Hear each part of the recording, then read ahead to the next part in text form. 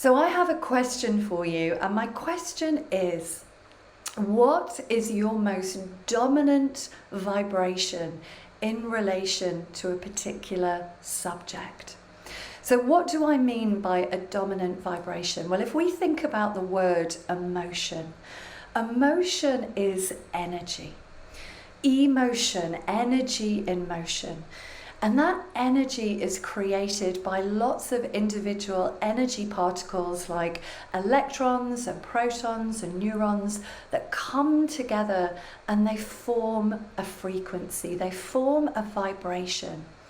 And as humans, we learn to interpret that vibration as a feeling. So if you think about a particular subject and you start creating a feeling about it, or you just automatically tune into that feeling, that's a dominant vibration. So if you think about something in your life, you might feel resentful about it. You might feel guilty about it. You might feel frustration, you might feel impatience, you might feel excitement, you might feel gratitude, you might feel happy, you might feel exhilaration. Whatever the feeling is when you place your focus of attention on this subject is what you've created by your focus and attention on it. The focus and attention that's created this feeling as a result of your thoughts. And those thoughts are habitual thoughts. So if you've got a particular subject in your life that you've given a lot of time and energy and focus to through your thinking about it, that's going to create a dominant vibration. And the longer that you've been giving it your focus of attention, it's probably turned into a story that you have about this particular subject. It's very likely that you've got specific beliefs about this particular subject, and those keep you in that dominant vibration.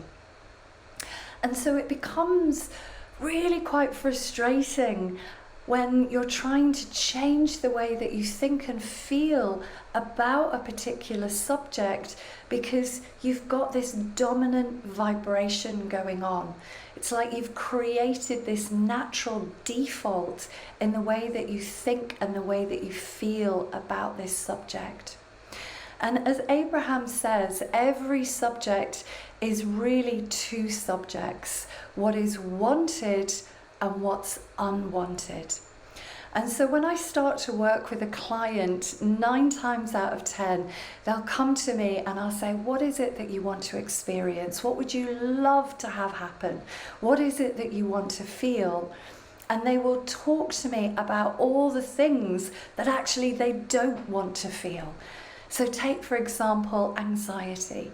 They'll say, well, I don't want to feel anxious anymore. I don't want to feel like I'm not in control of my feelings. I'm really tired of living on emergency alert. I don't want to skip social occasions because I'm anxious about being anxious. I don't want to feel like I'm constantly in my head, that I've got all of these thoughts going around and around and around. I don't want to experience these physical sensations in my body. And I say to them, great, but what is it that you do want? And there's kind of often a moment of confusion because they're like, well, I've told you what I want. And I'm like, no, you haven't. All you've done is tell me what it is that you don't want.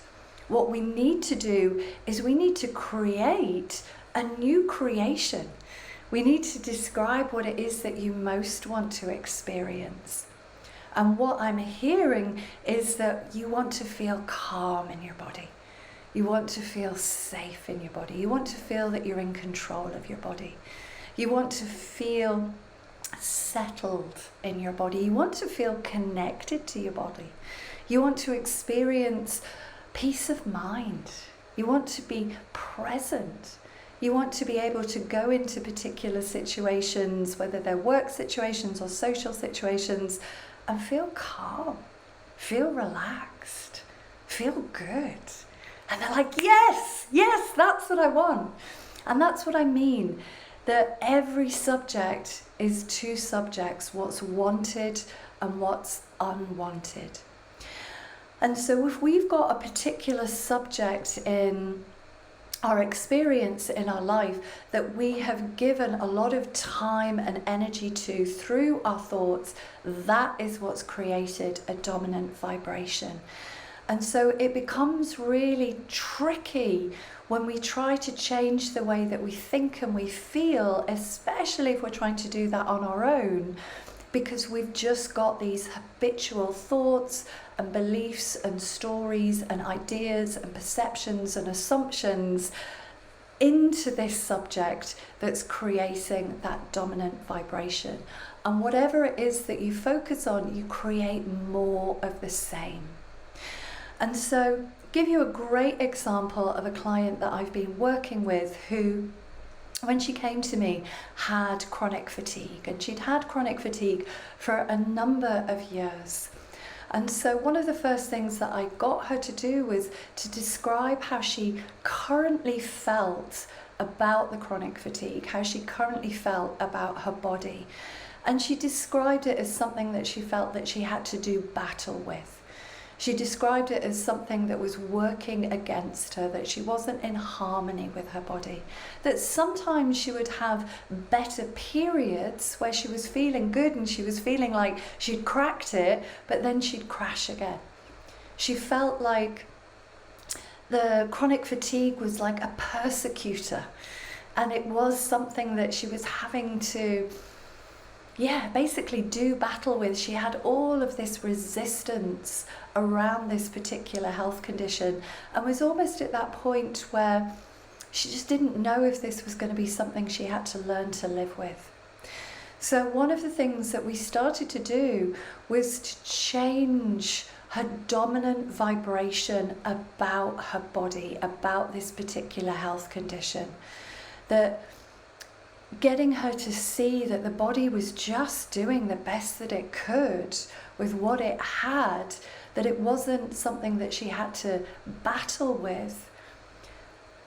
And I put it to her, what if your body was already well? If your body was already well, what would that feel like? What would be the kind of thoughts, the kind of beliefs, the kind of emotions that you would experience if your body was already well? So we started to move the needle away from what she didn't want to experience towards the kind of feelings that she did want to experience. And through the change work, through energy work like EFT tapping, map therapy, hypnosis, coaching, any number of techniques that I'm trained in, I got her to basically rewire the way that she was thinking and feeling about her body so that she was accepting it, that it's already well. She was starting to see it through the eyes of appreciation, through the eyes of gratitude, through the eyes of love. And she was affirming to herself on a daily basis, I'm already well. I'm already well. And because of this new focus and attention, this new vibration started to be created. She started to develop a new dominant vibration about her body. And as a result, her energy's been off the charts. In a good way. Her emotions have been very much in line with feeling grounded, feeling balanced, feeling at one with herself. And she's had a lot of wonderful social events that she's been able to attend. And she's had the energy to carry her through. And even when the body's felt a little bit tired, she's listened to that body in a really loving way. It's like, yeah, I can go and rest. I can go and have a power nap. There's nothing wrong with having a power nap. I'm a big fan of power naps.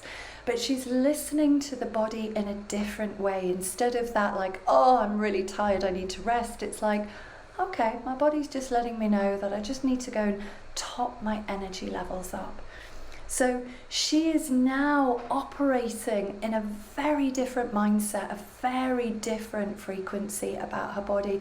And as a result, she's got the inner landscape, the inner blueprint to allow her body to naturally be able to heal itself.